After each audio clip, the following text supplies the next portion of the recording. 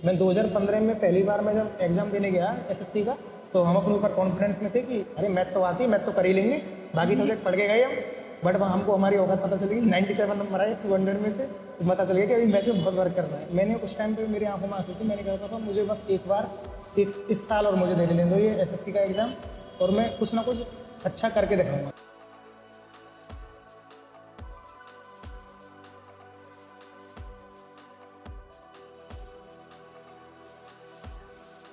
Hello everyone, welcome back to YouTube channel Himax motivation.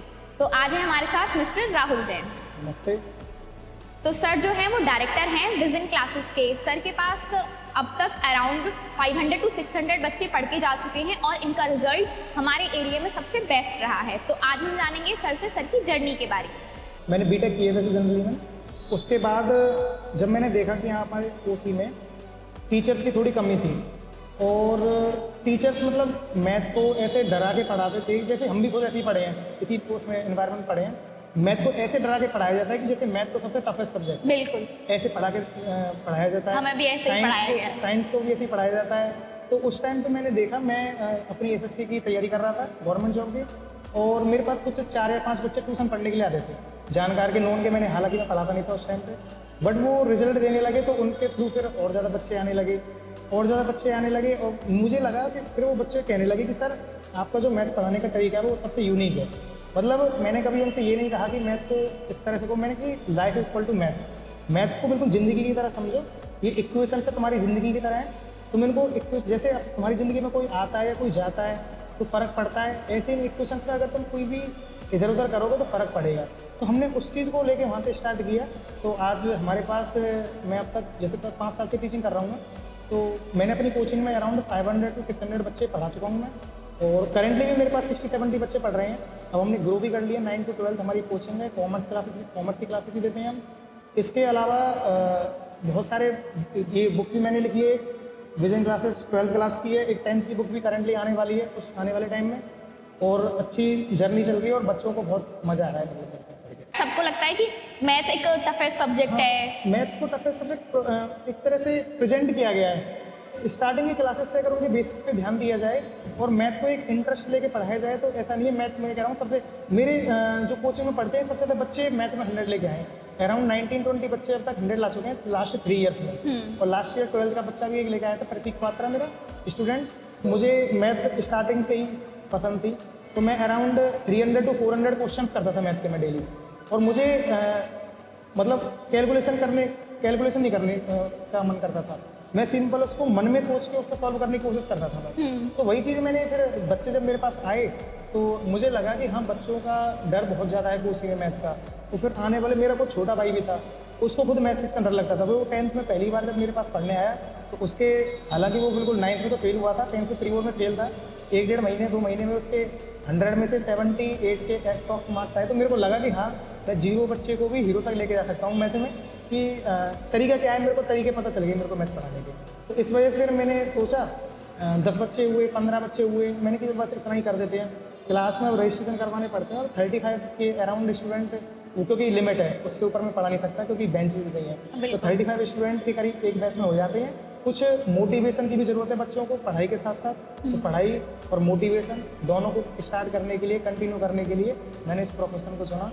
और अब मैं इसी में आगे की तरफ काम कर रहे हैं इसमें हम, और कुछ बेटरमेंट के लिए, जो आगे से जो कोची से और बच्चे अच्छे निकले। एक स्टूडेंट था मेरा मयंक अग्रवाल, उसका IIT BHU में हुआ है। अच्छा। उसका सीन, एक बच्चा और था अमन अग्रवाल, उसका भी IIT में हुआ। एक बच्चे का सिंपल मैथ्स के बेसिस पे प्रतीक पात्रा का ISI बेंगलोर में, वो केवल 2-1 कॉलेज है पूरे इंडिया में, और 40-50 के अराउंड फीस है उसमें। तो मतलब हमको भी अच्छा लगता है कि जब बच्चे ये कहते हैं कि सर आपकी वजह से हमारे बेसिक्स क्लियर हुए और हम इतने अच्छे कॉलेज में पहुंच गए। जैसा कि सर अभी आपने बताया कि मैथ को सब लोगों ने एक हवा टाइप से ले रखा है, तो मतलब ऐसा है कि सब लोग सोचते हैं कि ये बहुत टफ है, बहुत टफ सब्जेक्ट है। तो आपने भी ऐसा सोचा होगा, तो चाइल्डहुड जब आप बच्चे थे, स्टार्टिंग में मुझे भी मैथ से बहुत डर लगता था। सभी के साथ होती है प्रॉब्लम, ये रूट लेवल की प्रॉब्लम है मैथ की, क्योंकि सबसे मेन चीज़ तो कैलकुलेशन की है। हमको उंगलियों पे गिनना सिखाया जाता है, हमको कभी माइंड में बोला नहीं जाता कि 9 and 8 कितने होते हैं, 17।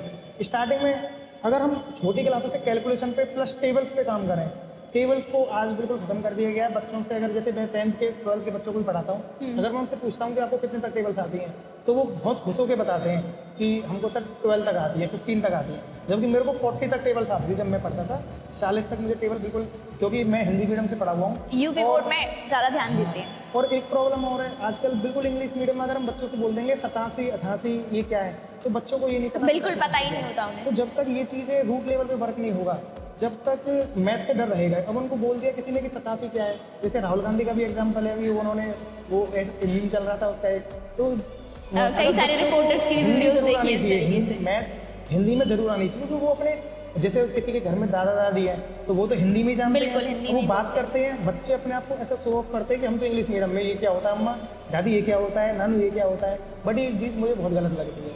उनको हिंदी में भी आना चाहिए, पेरेंट्स को भी इसके लिए वर्क करना चाहिए। इंग्लिश आनी चाहिए, मेरे को इंग्लिश भी आती है और हिंदी में भी पूरी मैथ आती है। मैं इंग्लिश हिंदी दोनों में कर सकता हूँ, और यही कैलकुलेशन का राज है। हम कैलकुलेशन कर सकते हैं, हिंदी में बहुत आराम से कर लेंगे। टेबल हम हिंदी में बहुत आराम से लर्न कर लेंगे। हिंदी बोलते हैं ना 70 49, आजकल के बच्चे 7 7 जा 49। हाँ, वो काफी लंबा हो जाएगा। आनी चाहिए, जब भी हमारी कैलकुलेशन अच्छी होगी और मैथ का डर जब भी कम होगा। तो फिर ये आपका फेवरेट सब्जेक्ट किस तरीके से बना? फेवरेट सब्जेक्ट तो मेरा CGL SSC की वजह से बना, क्योंकि SSC CGL में मैथ्स और इंग्लिश आती है। तो इंग्लिश तो बाकी ठीक थी, पढ़े हम हिंदी मीडियम से थे, बट इंग्लिश में हमेशा हमको दो अंग्रेजों को देख के लगता था कि इन पे इतनी अच्छी इंग्लिश बोल देते हैं, ये हम पे इंग्लिश नहीं बोली आती। तो हमारी ग्रामर सही थी, तो ग्रामर के कारण हमने इंग्लिश अच्छी बोलनी स्टार्ट कर दी। फिर मैथ में मुझे लगा, हालांकि ऐसा नहीं है कि मेरी मैथ स्टार्टिंग से बहुत अच्छी थी। मैं 2015 में पहली बार मैं जब एग्ज़ाम देने गया SSC का, तो हम अपने ऊपर कॉन्फिडेंस में थे कि अरे मैथ तो आती है, मैथ तो कर ही लेंगे, बाकी सब्जेक्ट पढ़ के गए हम। बट वहाँ हमको हमारी औकात पता चल गई, 97 नंबर आए 200 में से, तो पता चल गया कि अभी मैथ में बहुत वर्क करना है। उसके बाद फिर हमने प्रैक्टिस पे जोड़ दिया। मैथ्स में कुछ नहीं है, math is only about practice. तो सर आपका एजुकेशनल बैकग्राउंड क्या है? एजुकेशन बैकग्राउंड जैसे मैं बोल रहा था, सरस्वती शिशु मंदिर से स्टार्ट किया हमने 3rd क्लास तक। बट पापा के एक फ्रेंड आ गए, उन्होंने अपना स्कूल खोला, अपना छोटा सा स्टार्टअप, और उन्होंने वो हिंदी मीडियम स्कूल खोला था।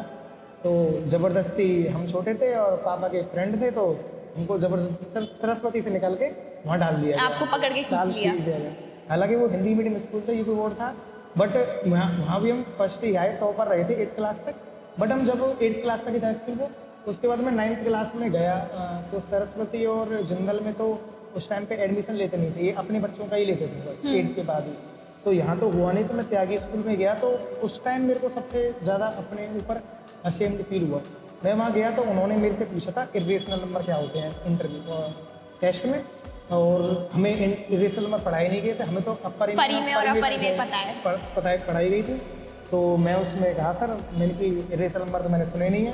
तो उन्होंने कहा सर हम एडमिशन तो ले नहीं सकते, बट अपने दिल पे ले गया मैं इस बात को। फिर मैंने इंग्लिश में पढ़ना स्टार्ट कर दिया सारी चीज़ों को, और अच्छी परसेंटेज आई मेरी 10th में भी। 10th में मेरे को बढ़िया वाले सेक्शन में भी, जो उनका टॉपर्स का सेक्शन था, वहाँ भी प्रमोट कर दिया गया, और 12th भी अच्छी रही PCM। उसके बाद फिर कॉलेज में BTech की मैंने, कंप्यूटर साइंस। BTech किया है? हाँ, BTech किया है मैंने कंप्यूटर साइंस से, फिर BA। तो सर BTech करने के बाद आपने टीचिंग के बैकग्राउंड को क्यों लिया? ये क्वेश्चन मेरे से बहुत पूछते हैं, BTech के बाद टीचिंग बैकग्राउंड। BTech के बाद एक्चुअल में क्या है, थोड़ा सा मैं गया भी था जॉब करने के लिए, बाहर में गया था। वहाँ गुजरात के पास पड़ता है कि अहमदाबाद के पास सांचौर है, राजस्थान में। मैं वहाँ जॉब करने गया था, 1-1.5 महीना ही हुआ था मेरे को जॉब करते हुए। बट वहाँ सडनली फ्लड आ गई, बाढ़ आ गई वहाँ पे। बाढ़ आ गई वहाँ पे, मुझे अनएक्सपेक्टेड था। यहाँ के लोगों के लिए अनएक्सपेक्टेड है, कोसी के लिए, ब्रज के लिए। तो यहाँ आया मैं, तो बच्चे फिर दोबारा जो हमसे मतलब कनेक्टेड थे, वो दोबारा वापस आ गए। SSC की तैयारी चल रही थी, तो मैं तो 1-2 घंटे के लिए उनको ट्यूशन पढ़ा देता था। उसके बाद फिर बच्चे एकदम से पढ़ने लगे, मैंने चलो इसी लाइन पर फिर पढ़ लेते। फिर इसलिए अब एजुकेशन में मज़ा आने लगा, इसलिए आने लगा कि क्वालिटी एजुकेटर नहीं थे, एजुकेशन को बिजनेस की तरह यहाँ कर दिया था। बिल्कुल। तो उसके लिए मुझे लगा कि कुछ करने की ज़रूरत है। तो इस वजह से हमने स्टार्टिंग में बहुत कम फीस पे पढ़ाया। मैं आज भी अगर कोई बच्चा फ्री भी पढ़ना चाहता है तो मैं फ्री भी पढ़ाता हूँ। मैं कभी मैं फीस नहीं मांगता हूँ किसी बच्चे से।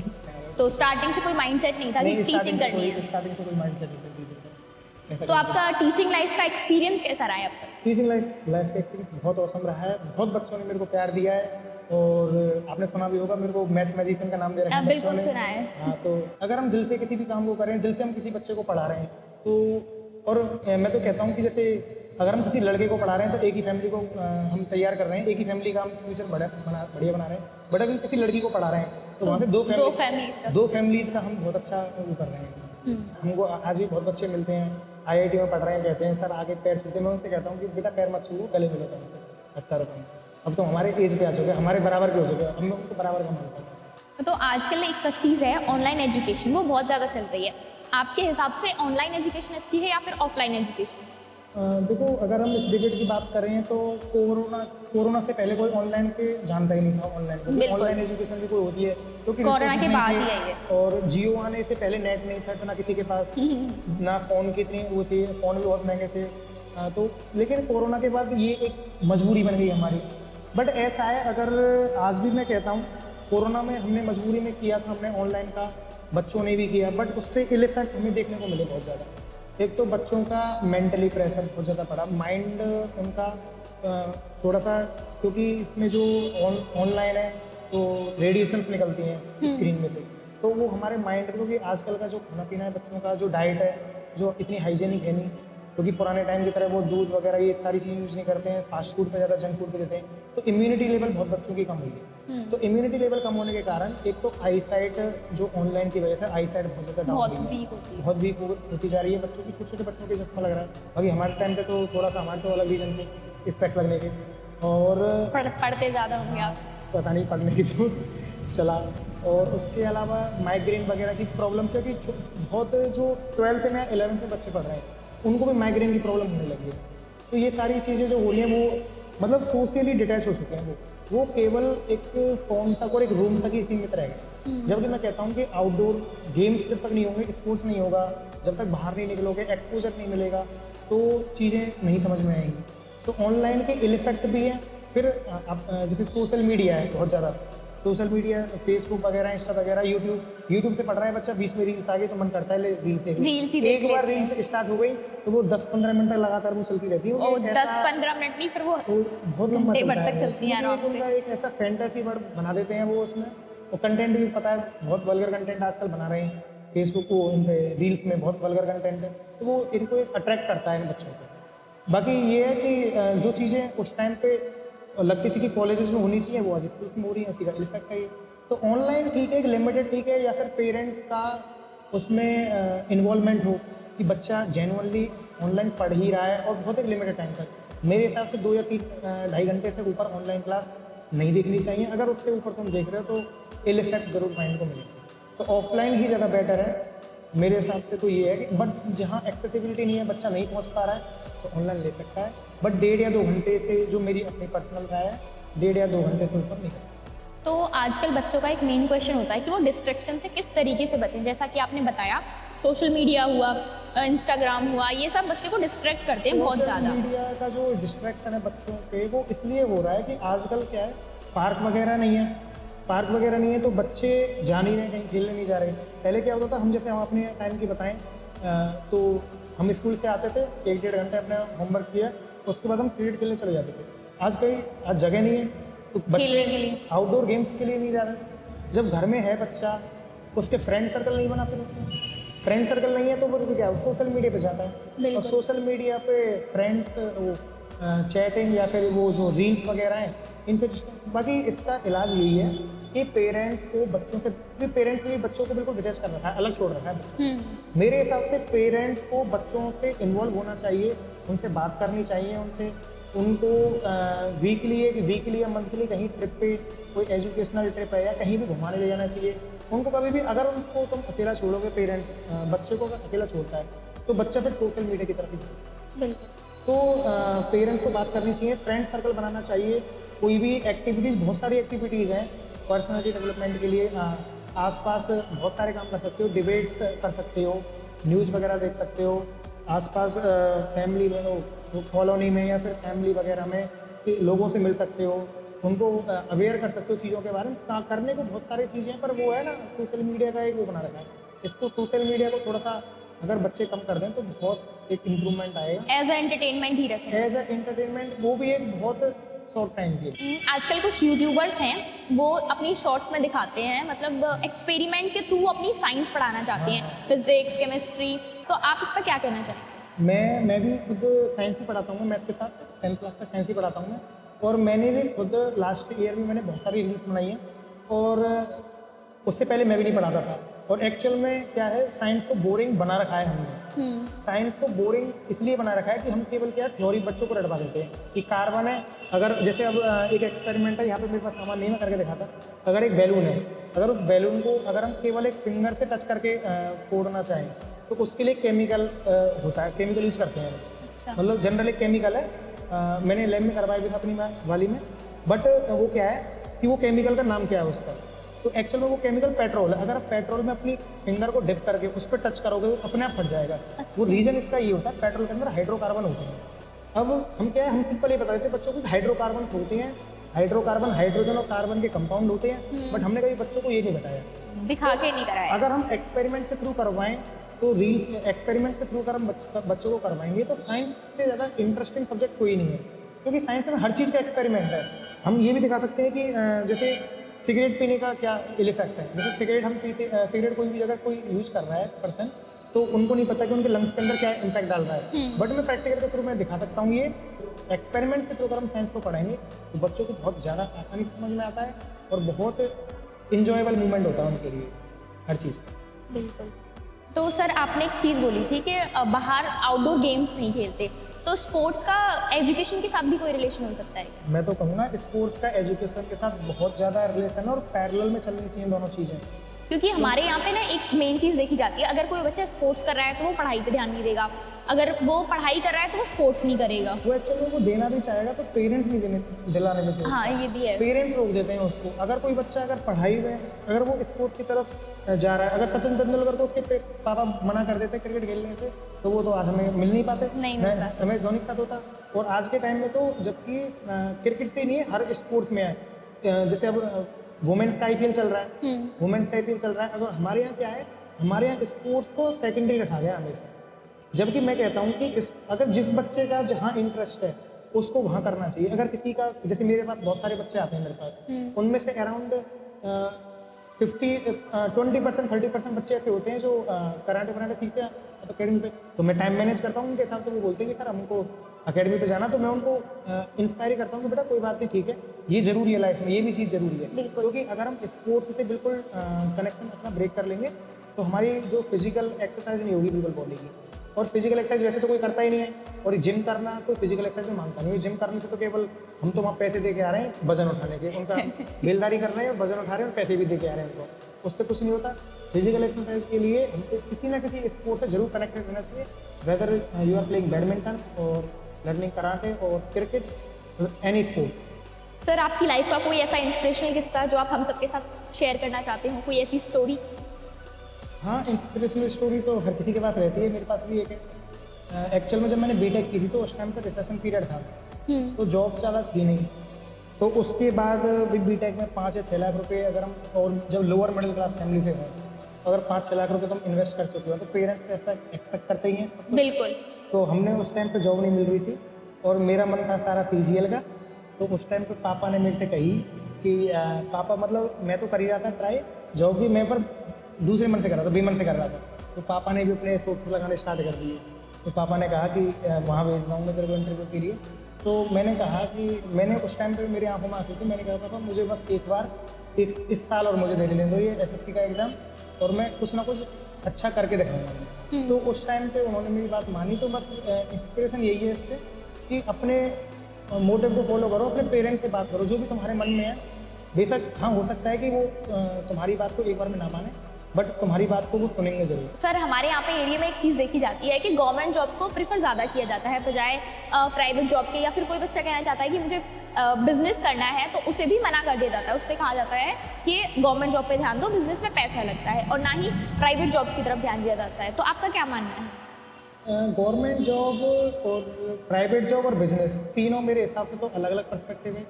देखो, अगर ऐसा है, गवर्नमेंट जॉब अगर मैं डिफ्रेंशिएट करूँ, अगर किसी का फैमिली बिजनेस बहुत अच्छा है, फैमिली बिजनेस बहुत अच्छा है, तो उसको बिजनेस पे ही फोकस करना चाहिए अगर आगे कोई करने वाला नहीं है तो। क्योंकि बिजनेस ऐसा नहीं है, अगर बिजनेस नहीं करेगा तो फिर इनको काम को कौन संभालेगा? बिल्कुल। क्योंकि अगर सारी चीज़ें ऑनलाइन हो जाएंगी, अगर हर कोई फ्लिपकार्ट से ही होगा तो फिर ये छोटे दुकानदार तो सारे ये भूखे मर जाएंगे फिर तो बिजनेस ही बहुत ज़रूरी है मेरे हिसाब से। और एंटरप्रेन्योरशिप बहुत ज़रूरी है। आज के टाइम में से MBA चाय वाला है, अगर वो एंटरप्रेन्योरशिप नहीं करता, अगर उसको नहीं बनाता, वो कितने लोगों को एम्प्लॉयमेंट दे रहा है वो। तो बिजनेस भी ज़रूरी है। गवर्नमेंट जॉब का ऐसा है, गवर्नमेंट जॉब एक रॉयल्टी लेके आती है, एक जॉब सिक्योरिटी लेके आती है। तो सर की बातों से इंस्पायर होके मैं भी एक लाइन कहना चाहूँगी कि स्ट्रगल से कभी घबराना नहीं चाहिए, क्योंकि यही वो कहानी है जो सक्सेसफुल होने के बाद सबको सुनानी है।